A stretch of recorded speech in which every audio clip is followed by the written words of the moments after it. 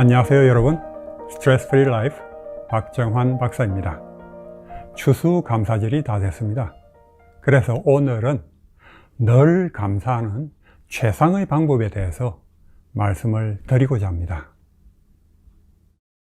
중동붐이 한창이었던 시절에 한 부인이 해외에서 취업 중인 남편으로부터 편지를 받았습니다. 어제는 내가 몰던 덤퍼 트럭이 뒤집혔다오. 몸은 괜찮은데 트럭이 좀 망가졌어요. 나의 과실이라서 변상해 줘야 되니 2달 동안은 송금을 할 수 없을 것 같소. 본국에서 잘 먹고 잘 사는 사람도 많고 해외 나와서도 시원한 사무실에서 편하게 일하는 사람이 많은데 내 신세가 원망스럽구려. 그 편지를 읽은 아내가 다음과 같은 답장을 썼습니다. 여보, 자동차가 전복되었는데도 몸이 상하지 않았다니 얼마나 감사합니까? 또 해외 가고 싶어도 못 가는 사람이 많은데 당신은 건강하게 취업하셨으니 얼마나 감사합니까? 그리고 당신은 막일이라도 하겠다고 가셨는데 운전 경력을 인정받아 중장비를 끌게 되어 좋아하셨지요. 신세를 한탄하며 불평할 일이 아니라 모두 감사할 일들 뿐이네요. 똑같은 상황인데도 남편은 원망하고 아내는 감사하고 있습니다. 이 현명한 아내의 말은 영국의 저술가 다니엘 디포의 다음과 같은 말이 생각나게 합니다. 부족한 것들에 대해서 불만스러워하는 것은 지금 가지고 있는 것에 대한 감사가 없기 때문이다. 이 말은 우리가 감사할 수 있다면 불평하거나 원망하지 않고 살아갈 수 있다는 것입니다. 감사의 긍정적인 효과는 근자의 과학계의 주목을 많이 받아왔습니다. UC 데이비스 대학의 로버트 에몬스 박사는 감사하는 사람들은 훨씬 더 행복하고 질병 등 건강 문제가 적은 것을 발견했습니다.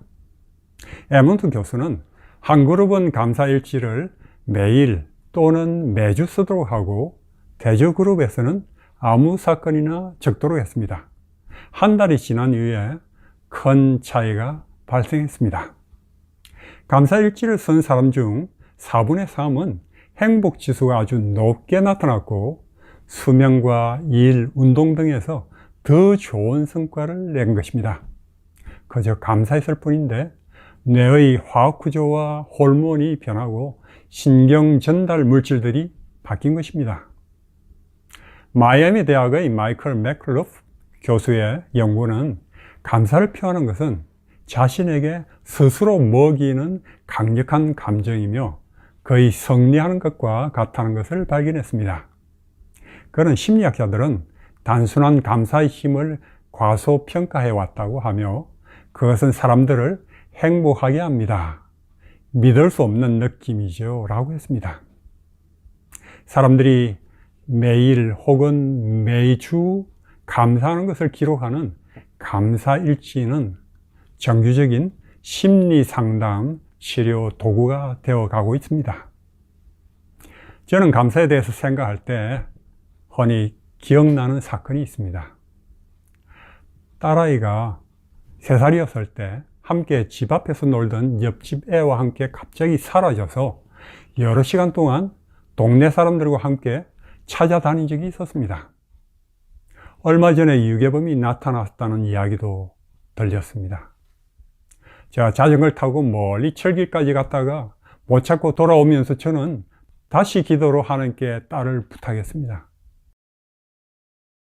그런 이후에 갑자기 제 마음 깊은 곳에서 우러나오는 뜨거운 감사의 감정을 느끼고 기쁨을 느꼈습니다. 그것은 하나님께서 기도를 들으실 것이고 천지 만물을 지으신 하나님이 허락지 않으신다면 유괴범일지라도 딸의 머리털 하나 건드릴 수가 없을 것이고 어떤 결과가 되든 하나님께서 우리 가족을 사랑하시기에 선하게 인도해 주실 것을 깨달았기 때문이었습니다. 집으로 돌아가니 아내는 큰 소리로 울부짖으며 쓰러지는 옆집 엄마를 안고 진정시키고 있었습니다. 얼마 후에 경찰차가 멀리 있던 아이들을 발견해서 데리고 왔습니다. 아이들은 경찰이 준 막대 사탕을 물고 신이 나 있었습니다.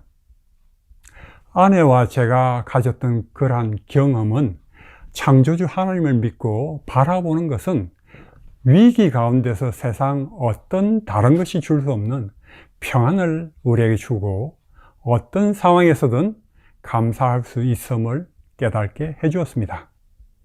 이런 시련들을 통해서 제가 깨달은 것은 하나님과의 관계와 하나님을 아는 것이 중요하다는 것입니다.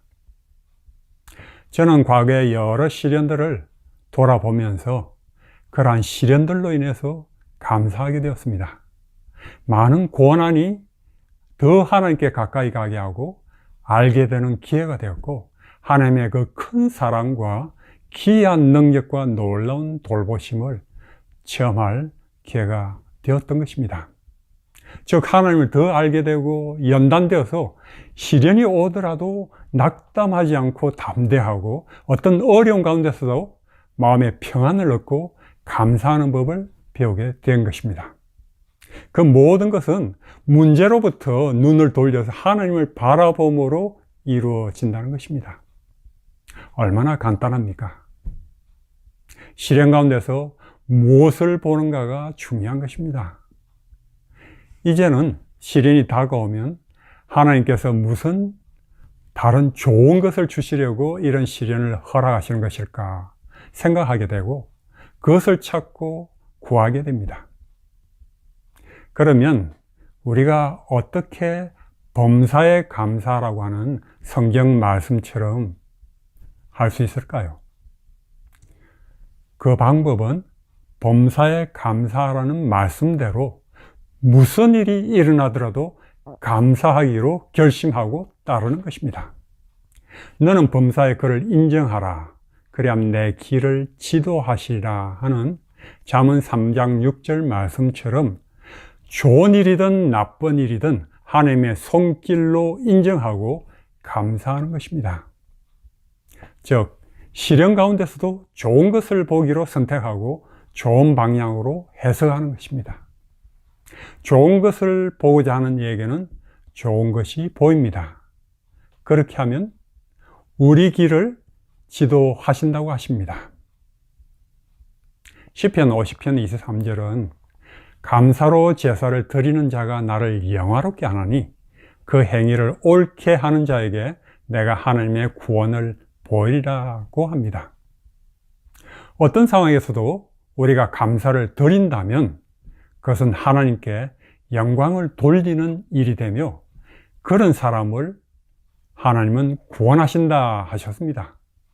이것은 제가 아주 좋아하는 성경 구절로 여러 시련들, 불치병, 고통 가운데서도 감사를 드리려 했고 하나님은 그분의 구원을 늘 경험하게 하셨습니다.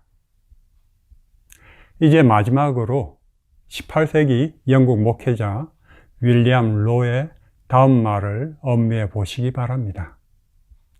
만일 누군가가 당신에게 행복과 완전함에 이르는 최단의 가장 확실한 길을 말한다면 그는 당신에게 일어나는 모든 것에 대해 하나님께 감사하고 찬양하는 것을 법칙으로 하라고 해야 할 것이다.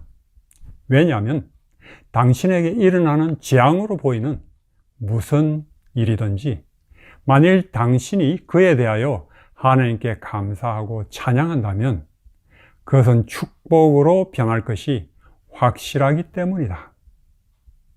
여러분이 지금 어떤 어려움을 겪으시든지 앞으로 어떤 시련을 만나시든지 무조건 감사하고 찬양하는 것을 법칙으로 삼으시기 바랍니다. 그러면 세상이 줄 수 없는 평안과 행복을 얻게 되실 것입니다.